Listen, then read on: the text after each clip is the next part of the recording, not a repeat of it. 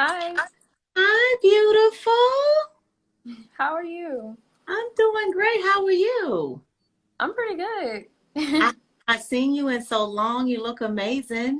I know I haven't seen you either. It's been so long. I think we've been living here for like a year and maybe 4 months now. Mm-hmm. Mm-hmm. Yeah. Wow. So, listen, before we get started, I always like to do, for everyone who may not know who I am, some of you all may know me as Terry T. Bomb Long from Thursdays, Spotlight Over the City. But on Tuesdays, I'm just Terry Long, the CEO and the founder of T2T Media, which is putting out this amazing project called Trauma to the number two Triumph Doc. Trauma to Triumph Doc. And the reason that I am doing this project is so that we can share our stories and change the lives of women that are coming behind us, women who may not be as courageous, women who cannot come out for certain reasons and they cannot talk about the trauma that they endured. We want to give them the courage to do it, right? And so trauma means different things to different people. Triumph means different things to different people. Triumph to some people means that, they went through trauma and now they are, a superstar or something. But sometimes triumph just simply means getting to another point in life where you are happy and content in your heart. Sometimes that's what triumph means. So, without further ado, I've talked enough about myself. Hey, everybody, thank you all for joining. I've talked enough about myself.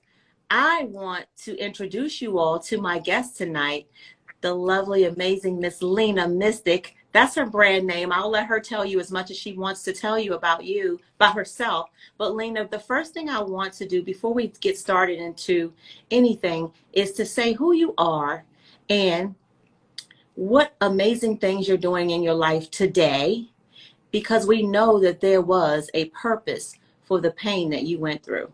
So let's talk about who you are and the amazing woman that you are today. Am, is my connection messing up or is that yours, Lena? Can you all hear me?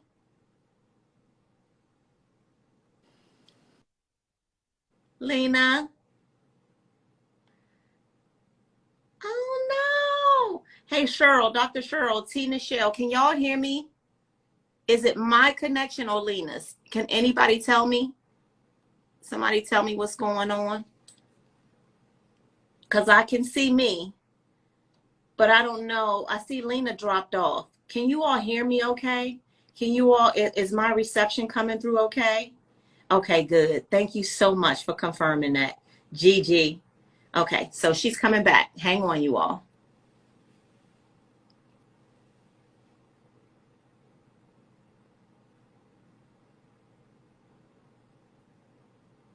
Okay, there she go.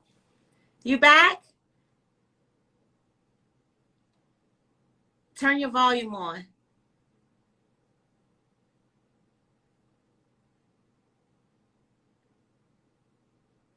Okay, so y'all can just talk to me while Lena gets her Wi-Fi or her stuff to go. Yes, thank you, Zoe. Getting it sorted out. So listen, you all, if you know any woman who has gone through trauma in their lives at any point, early on in life, in the middle of their lives, or now, and they want to talk about the transition from the trauma to the triumph, please tell them to send us an email at info@trauma, the number two triumph, doc.com.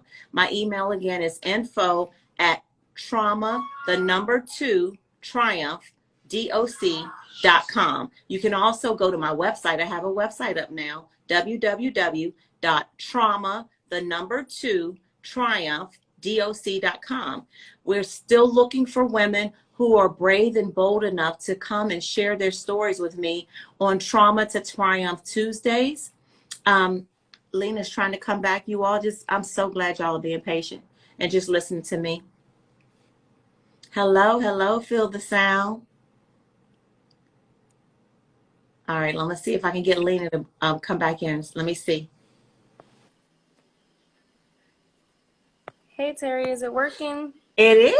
I can hear Okay, you. Good. I can't see myself or anything. I don't know what's going on. I see you and I can hear you. Okay, that's good. That's all that matters. I'll leave it That's what alone. matters. I can see you and I can hear you. And before your phone went out, I was asking you to tell a little bit about who you are, the amazing woman that you have become today. Because we all know whenever we go through trauma, there's a purpose for our pain. So I want people to know who you are and who you've become today. And then we'll go back down memory lane. Okay. So, my birth given name is Pearline Mokovine, and when I author my books, that is the name that I use. My brand is Lina Mystic or Lina Mystic Oracle. And what I do is I'm an intuitive healer. And I heal because I've had to heal myself through my own experiences. And I've been through a number of traumas and trials and tribulations. Um, my younger years were very struggled and very strained. And leading up to my teenage years, I was still struggling with those traumas I experienced when I was younger. And I was kind of like putting myself in situations because I didn't really care about my life anymore because I was struggling with accepting the things that had happened at such a young age. So Mhm. today I'm here to help other people heal. My book, Healers Break to Heal, is literally focused on helping people through the healing process and trauma forgiveness. Yes, yes, yes. So, Lena, I know Hmm. your story, and that's the reason why you're here today. Take us back as far as you want to go back when we can first identify the trauma that occurred in your life and talk us through what happened in your life and the transition from that over to the other side. So those are the three parts that we will go into. The trauma, we'll talk about how you transitioned from it, the point at which you did, what made you decide to, what pushed you. Was it your faith? Was it something else? And then we'll wrap it up with more amazing things about you being an author and about healing other people. Yeah, okay. So, my trauma kind of started when I was very, very young with, the kind of cliche story where your dad's not really around. And I kind of saw my dad be abusive towards my mother. And that, seeing that you're not sure if that's normal or not. So you're like, okay, this is what love looks like. It's abuse in this case. Mm-hmm. And that was very traumatic. And then it kind of led up to when I turned 5 years old, my great uncle, he would do weird things like touch me and my cousin in our private areas. Mm-hmm. And when we would tell someone, he would cover it up and be like, well, I was just tickling or playing with them, blah, blah, blah, blah, blah. He always found a way to cover it up. I remember when I turned around like 6 or 7 years old, I was getting frustrated with the fact that he could always cover stuff up. And I felt weird because I didn't know what was going on with me. Like I would start bleeding from down there and all types of stuff. And I would like black out. So I started getting really frustrated. And I remember one night, like I got so mad. I went into him and my aunt's room and I cut up all of his credit cards. I didn't know what they were, but I saw that his name was on it. I cut up all of them and then I took all his money because I knew like people valued money and I was like, I want to take from you like you took from me and my cousin. And I remember getting in trouble the next day, but I felt like that was my first triumph moment. Like I was like, this Mm-hmm. feels good. Like I took something just like you took from me. And that to me, even though I was really young, I felt like he was stripping me of myself, like taking a piece of myself every time he did that. Because I didn't understand what it was. And I knew that we were growing up in spaces where we were allowed to tell the truth about things, but the fact that he could always transform it and make it different frustrated me. And I could see how his children became a bit distant from us. They were like the ages of my aunt and stuff. Because mind you, I'm talking about my great uncle. Right. He was around 40 when he first started doing this stuff to me. But I could see his children being a little bit distant from me and like calling me names sometimes. So that was really hard for me. And then we moved into another house and they all came with us as well to the new house. And it got worse. Wow. This is when every night he would, not every night, but like every day after school, I was the only one there because I was in like the mid range of all of my cousins. So Mm-hmm. I'd be the only one there. And he knew that. So he would come home at that time and he would do things to me. I mean, like, you just can only imagine the things that he would do to me. And he would always cover it up. And no matter what I would say, it was like he always had something to say. And he basically groomed me to only be fitting for him. So he would tell me like what to do, how to do things. He was very weird, where he would ask for weird, to see weird things of my body. Like, you know, I'm growing into a woman now. I'm starting to hit puberty. So he would ask to see like what my puberty was looking like what that looks like to go through puberty. It was a lot of weird stuff going on, and I didn't know what was happening until I turned around 12, and that's when you have sex education. And I was like, this man is literally this close to having sex with me. Like, he hadn't gotten to that point, but he had penetrated before with hands and all types of stuff. So, and I knew that I had seen parts of him because he had revealed those parts to me. So I started to really understand kind of what was happening. And I remember fighting back. I literally kicked him and his goodies. And I was like, stop. Like, no, I don't want to do this anymore. Like, I know what you're doing to me now. And I remember running upstairs. I was around 11 years old or 12 years old. And I ran upstairs and my mom was like, you know, what's going on with you? And I was like, I don't want to talk about it anymore. I don't want to talk about it anymore. I don't want to say it anymore. I feel even more disgusting now. And she's like really trying to figure out what I'm talking about. And it's already hard enough for me to express myself. Real quick, you had not told your mom about what was going on? So I had, but he had always twisted everything. Whether it was, I was just playing with him. I didn't mean to touch them there. Like, I didn't know that. But I never said like, Mom, he showed me his thing, like, or Mom, he made me touch him. Or, at that point, it was like I was older and I was like, I guess this is normal. Right. You get to a certain age and you're like, okay, I guess this is like the family dynamic, because those are your foundational years. Yeah. So when you're learning these things during your foundational years, I had been learning it since I was 5. Mind you, I'm talking about till 12 years old now. These are things that I thought was normal.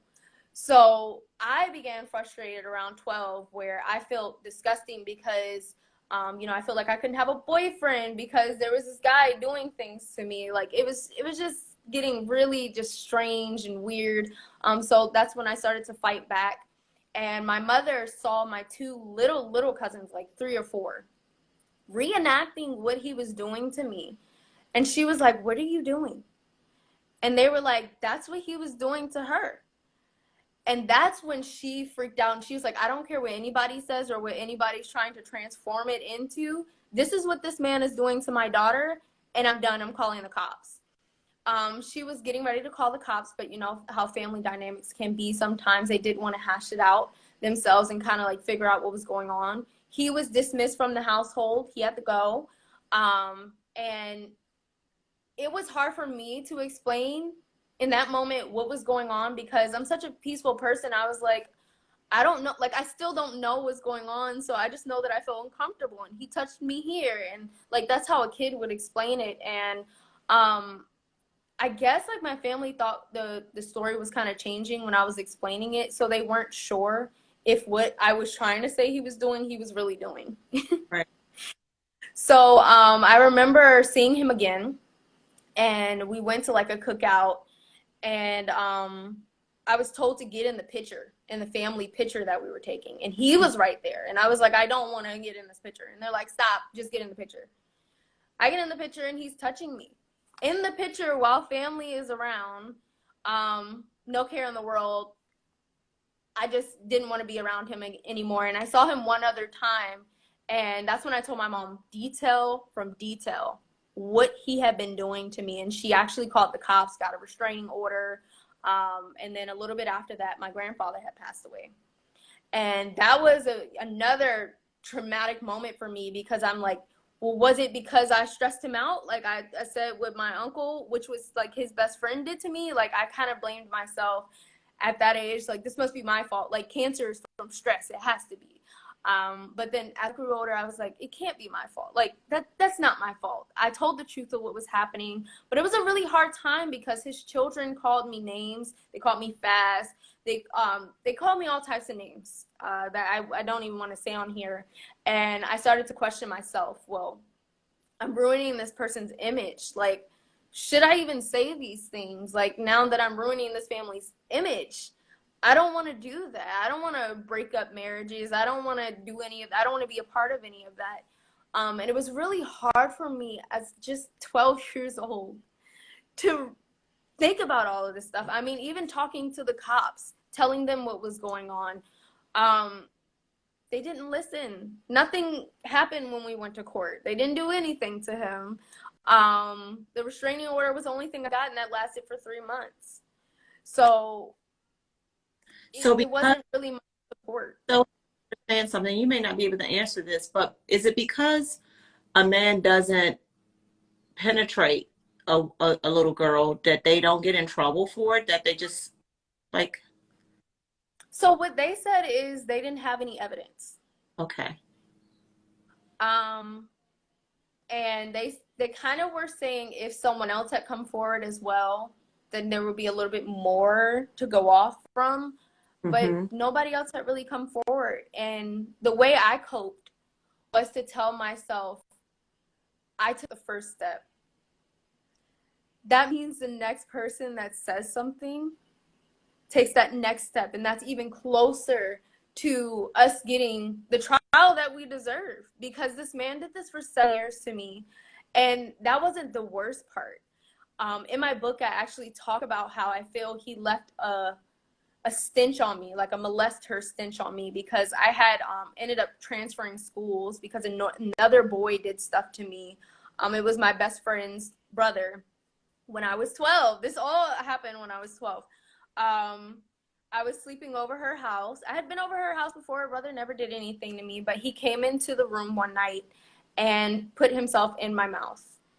And I remember like freaking out, fighting, getting him off of me, and nobody acted like they knew what happened that night. Everybody acted like things were normal. It was weird because my best friend said she was going to sleep on the floor and I could sleep on her queen size bed. I was like, we can sleep up here together. Like, we can just sleep up here together. Why are you sleeping on the floor? But I never talked to her after that again. I remember the next day, like, we went to church with his parents and I spaced. I was just out of it. I was like, why does this happen to me? Like, what did I do to attract this type of repeating experience? And sorry. Oh no, wow. I really just blamed myself because it was like I had something that constantly attracted this abuse, because it is abuse. And her brother was older than me. And I didn't know what to do. I felt like maybe the uncle was teaching me to be a man's item, be something that serves a man. And I fought every time I was molested. After that boy did that to me, I went to another high school. They would do stuff to me, but I would fight. I would fight every time. The rumors had gotten out that that boy did that with me. That's what they said, that he did that with me, not to me. So I had to transfer schools, but the rumors had gotten to the other school. So boys there would literally grab me up and like literally try to restrain me and do stuff to me. And there was nothing I could do because one of our PE teachers, he would let them do this stuff to me. He would literally see them like dragging me to areas, and I would be like screaming and stuff, and he would not do anything. So that was happening in school. It got to the point I stopped going to school. I started skipping school in middle school because I was like, I can't do this anymore. And I remember counselors calling, like, she's not showing up to school. Yeah, I'm not showing up to school because I hate my life. Like, I literally wasn't going to school because I hate my life. Now, along the way, Lina, was your dad ever? No, so I tried to make things work with my dad. I really did reach out to him very often. And it just didn't work out. It was always abusive. He was very abusive with the words he would say. He would call me the B word all the time. He would call my mother a whore because she had moved on from him. So every time we had talked, it was just very toxic. Yeah. And anytime he said he would show up, I would be waiting for days, literally days. I would be like, my dad's coming to pick me up, wearing the same outfit, like waiting for days for him to pick me up in this cute, I call it my Sunday's best outfit in my book, because it was like a moment where I got to kind of escape what my life was like. Like, I had this fantasy about my dad and how no man would hurt me if he was in my life. What's in your life? And That's he why never I asked. showed up. Yeah, he Okay. never showed up. Not even till this day? No, I actually ended up having to block him. I let go with that. It just kept getting worse. But I did also want to talk about how after I transitioned from middle school, I kind of became like a loner, and I ended up in a situation hanging out with a boy that raped me. And he actually impregnated me at 15. And I didn't know what to do. I really didn't know what to do. I was stuck. I was lost. I kept denying. Like, I knew my body was being weird at 15, but I didn't know how weird, like what the weird looked like, because I had never been pregnant before. But yeah, I was pregnant. And I remember my mom saw the pregnancy test and was so frustrated, like didn't know what to do. She was like, what are we going to do? Like, what are we going to do? Now, Um, was your mom that this young man raped you? He violated you and got you pregnant? I didn't tell her until after, the baby was lost, because it took a long time for me to even talk about the pregnancy. I was so upset. Like, I was really looking forward to having the baby. I was like, maybe this is like my rebirth. Maybe this is an opportunity for me to just like get out. Like, maybe I can get, what is it called when you're like considered an adult or something like that, and you can get your own place and like all of that. I wanted to do that. I wanted to like move somewhere very far. Of course, I wanted to bring like my family with me, but that wasn't like really realistic. None of it was realistic. I just had these fantasies in my mind that my life would change and it would be something else that changed my life and not me. But when I could feel like the last kicks of the baby and the baby like dying within me, that is when I realized I have to change my life. I ended up having to give birth to a dead baby, like a baby that wasn't like alive. I went through labor and everything, and the baby was not alive. A stillborn. Um, Mm-hmm. a stillborn. Yep. Emancipation, that's the word you were looking for. Emancipation. Yeah, it was kind of like an emancipation, because I just felt like I needed something outside to fix my life. Like, I needed something. I didn't know what it was. I needed something. I kept looking everywhere. It's my father. I need my father in my life so that my life could be drastically changed. Right. I need this baby so that my life could be drastically changed. And I realized that is not how life works. And this is kind of like where my life really changed. It was like, I need to start making goals for myself. I need to start seeing myself worthy of things. I need to start being focused. So I did like a 15 things to do before 30. I wanted to be in a movie. I wanted to do music videos. I wanted to pay my own phone bill at least one time. Like, it was just these crazy things that I wanted to do, that I was like, I gotta do this before I turn 30. I'm going to college, all of this. And I started to check off those things while I was still pregnant.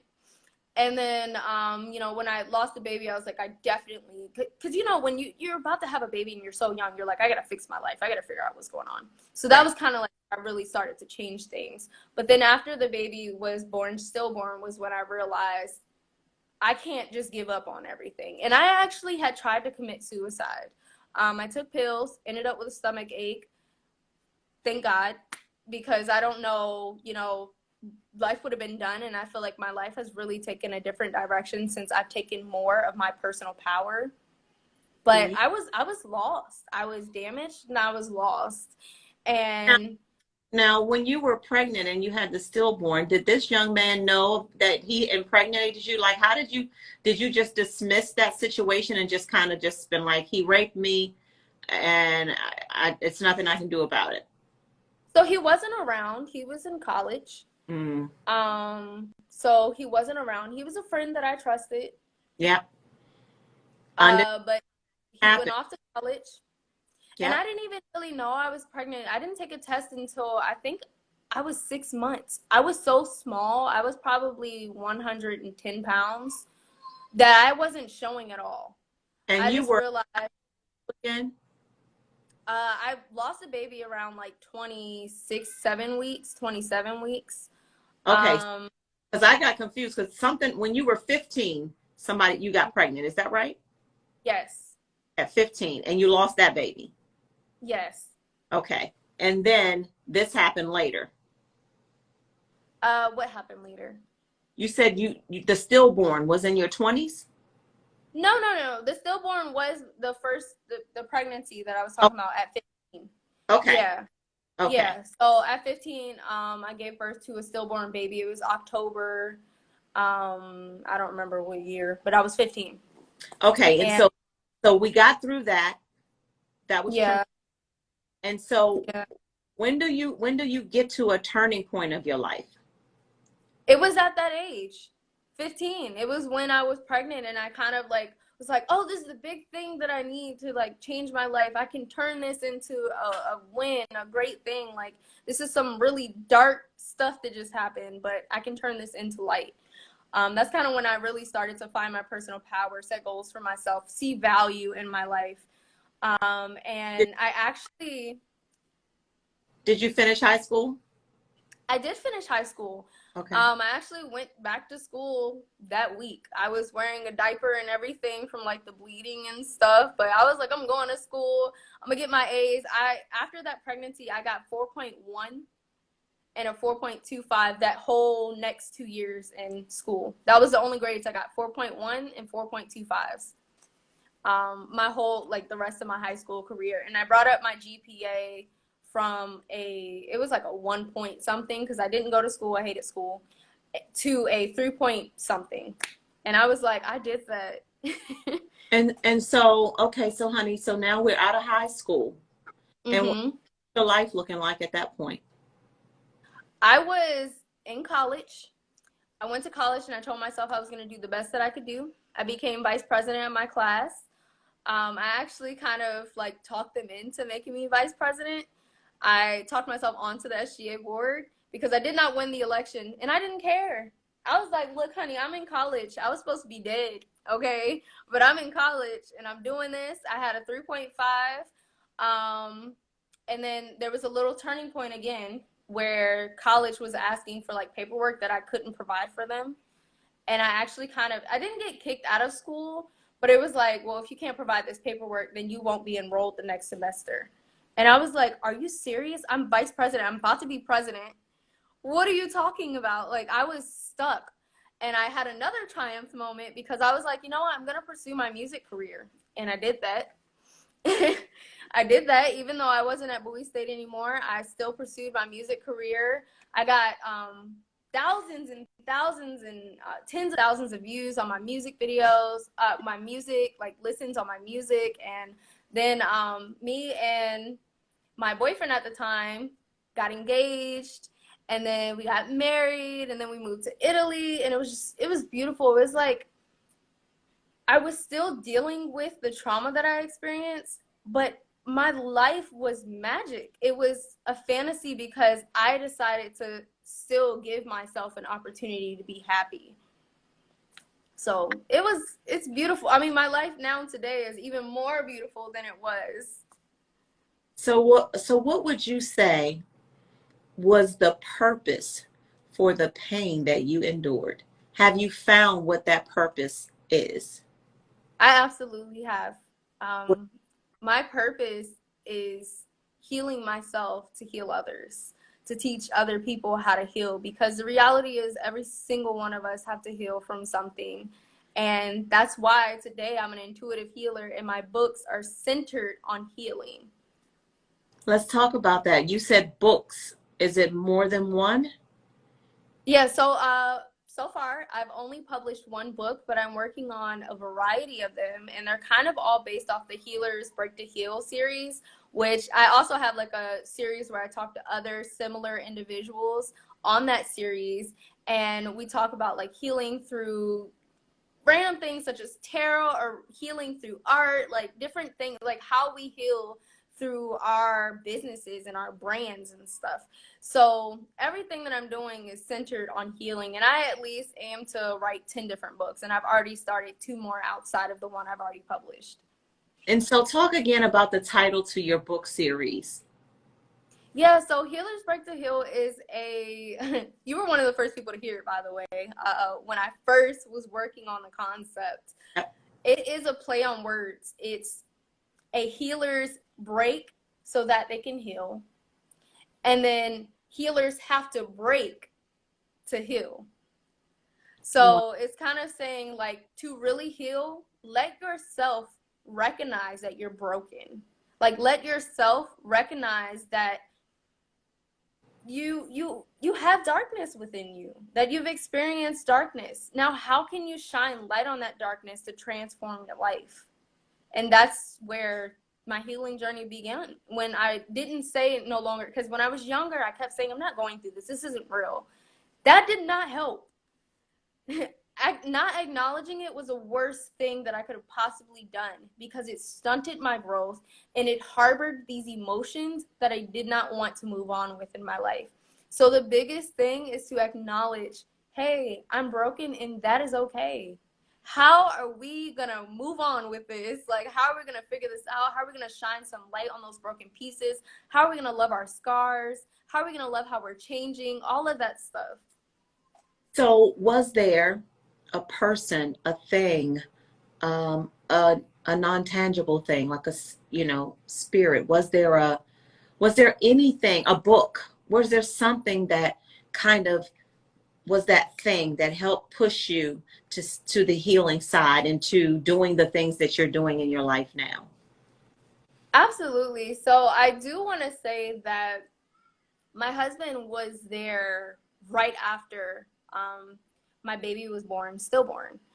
And he was my best friend. And we had a beautiful relationship, but it was like I was very toxic. And he would kind of like shine light on that. Like, no, you can't kill yourself because you're going through hardship. Like, the world is freaking hard. Like, Right. and like, you're right. Like, the world is hard. Now, how do I like kind of transform this? So he was a big part of that. And then I remember when I moved to Italy and I didn't have all these people in my ear, like all of these things going on. That is when I had this silence and I had to know myself. I was like, oh my God, I have to get to know myself. And that's when I started getting to oracle cards and stuff to really communicate with my spirit. Because I feel like we have such a hard time as humans communicating with our inner self. And it's like, I spend all this time with myself and I have no clue who I am. Yeah. How? So that was where I started to focus on that with my oracle deck. I was like, okay, spirit, what do you want? What do you want? Like, what should we bring more of into my life?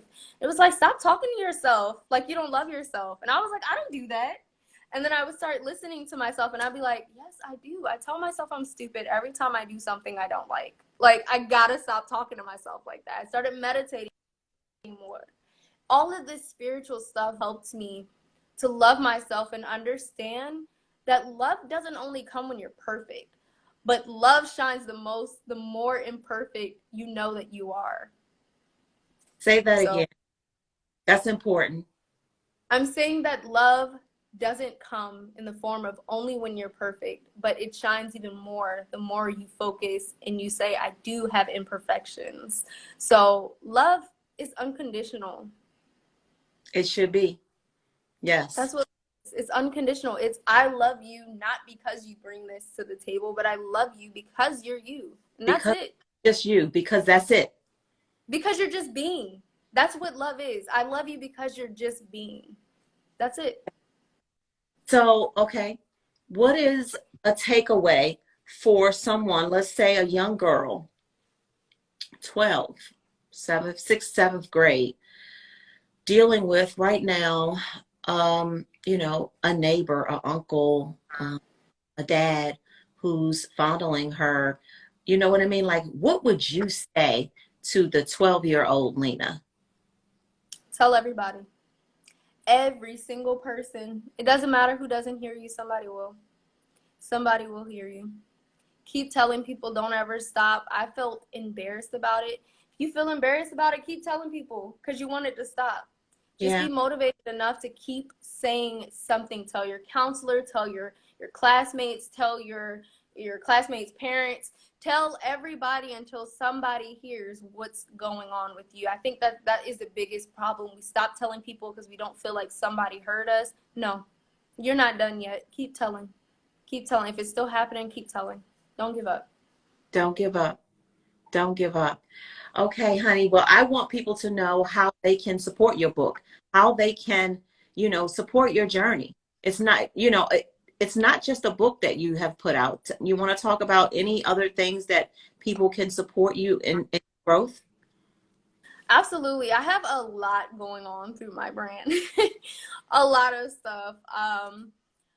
Through my website, you can pretty much see everything. I have a YouTube channel where I focus on moon manifestations or like really connecting to spirit. I'm also a medium, so I help like people connecting through mediumship and stuff like that as well. Everything that I do is through light and it's through divine source energy.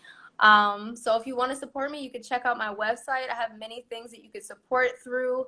And all of my services and products are to support you as well. So it's not a one-ended thing. It's you're getting supported as well. That is why I'm here. Do you find, Lena, that the trauma that you endured, the child molestation, those types of things, are those things behind you, Do you find that those things come up in your current life and haunt you in any type of way, or are they really behind you, buried? So I want to say that they're never necessarily behind you, but time does help you heal. Okay. And I think the more that you face it is the more you can kind of release it. Like I used to feel triggered when I used to see things like people that looked like my uncle or had his name or like all of these things. I used to be very triggered by it. And then I realized this man has way too much power over me. Too much power over me. So where does this come from? Like that's when I started getting crazy. I was like, where does this come from? Like how can I fix this? And then that's literally what my book is about. It's when you start figuring out your trigger words, trigger concepts, trigger phrases, all of that stuff. You dive deep into that. Okay, this is attached to this person. And every time I hear this word, like for example, oatmeal, my uncle was very weird when he showed me how to make oatmeal. He was being sexual and everything. So oatmeal was a huge trigger for me. So when I moved to Italy and my husband was eating oatmeal, I wanted to smack him. Like I was like, I can't smack him because he's eating oatmeal. Like what do I need to do about this? So I started not really saying anything to him, but saying something to myself like, he's not him. He's a good man. Mm-hmm. Good men eat oatmeal too. Like I had to really start readjusting and reassessing my mindset to kind of not necessarily put those things behind me, but reflect on them more so and take my power back because those things are never leaving me. But I don't have as much nightmares anymore because I'm not repressing that energy. I'm letting it out. I'm acknowledging it and I'm accepting it for what it was. I love that. I wanted people to know, if those things still come up now, how you handle them. Like when you have triggers, because triggers will come no matter what a person's trauma was. Everyone has had something. Well, not everyone, but a lot of people have. And so then you heal. What do you do about the triggers? So this is another thing I talk about in my books. So with the triggers, you talk about them, whether it's in your head or you're writing about it, whatever it is, you're facing it. Then you really get your power back because you're acknowledging what it stems from and how you want to change the energy of it. For example, I do this thing called Shadow Work Sundays where we go over the lessons in my book. You don't even have to have the book, but we go over the lessons. And the first lesson is identifying trigger words. This is one of the hardest questions to ask yourself. what triggers me. Oh my God, like now I have to look into my head and figure out what is triggering me, what takes control over me. You write those things down, and then the next phase is why you're saying, well, why does this trigger you? Why does it trigger you? And then you just write. I like that.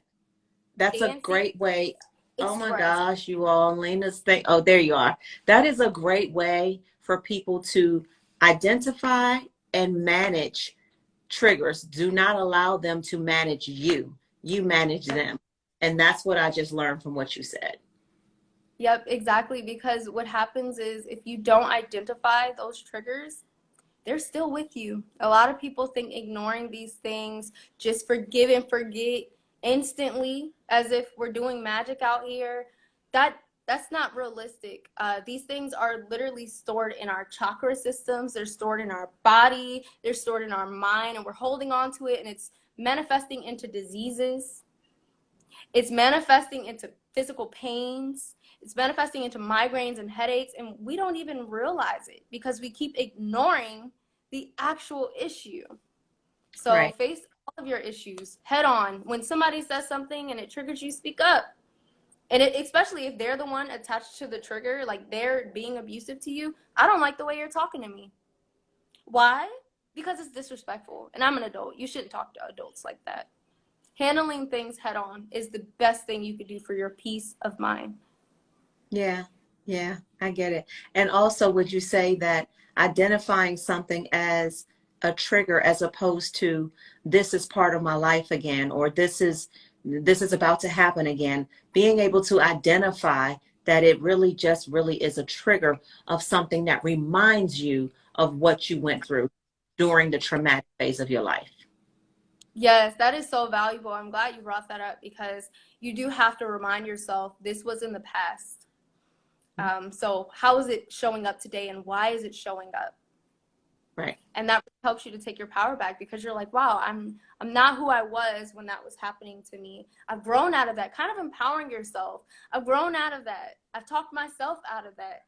I've walked from that experience and I'm a badass now, like because of that. So really Yeah. acknowledge all of that power you have within you, restoring that power within you because you are where you are today, because you walked away from that, because you flew away from that. Taking the power back. I love it, Lena. Listen, we are going to wrap this thing up. I want to say that I appreciate you because your story is going to change at least one person's life. I always say that every week. As long as we touch at least one other woman, at least one other young lady, I feel like we made magic, right? So Yep. I, these stories are going to go back and get people that are unable to do what you're doing, unable to do what some of these other women are doing by sharing their story. It takes a lot of courage to do that. Even when something is way behind in the past, it takes a lot of courage to still talk about things that were super hurtful. As you could see, as we were going through it, it made you emotional. So it's still not the easiest thing to do. And so I commend you for doing that. I appreciate you. And I am here to support your journey. Thank you for being a part of the T2T project. We are going to do some amazing things as women together. And so you are on the team. You are part of the project. And I want to thank you for that. Thank you, Terry, for having me. I really enjoyed it. This was a great discussion. It really was. It's going to be on my YouTube channel tonight, later tonight, if you want to share it with family and friends and just get the word out more about this project and letting other women know to submit their stories. So, and again, I want people to know, yes, we are brown. We're on the black team, but we want to change the lives of women of all ethnicities, of all backgrounds, living anywhere, not just in the United States. So our goal is to reach tons of women who have gone through trauma and want to tell their stories about how they transitioned over to the triumphant side. Yeah. Like this did. So thank you so much. And thank you all for watching another episode of Trauma, the #2 Triumph documentary. And if you want to submit your story, my email address is info@trauma, the #2 triumph, doc.com. And the website is www www.trauma, the number 2, triumphdoc.com. See you later, cutie. Thank you See so you. much again. Thank you, Terry. Thank you, baby.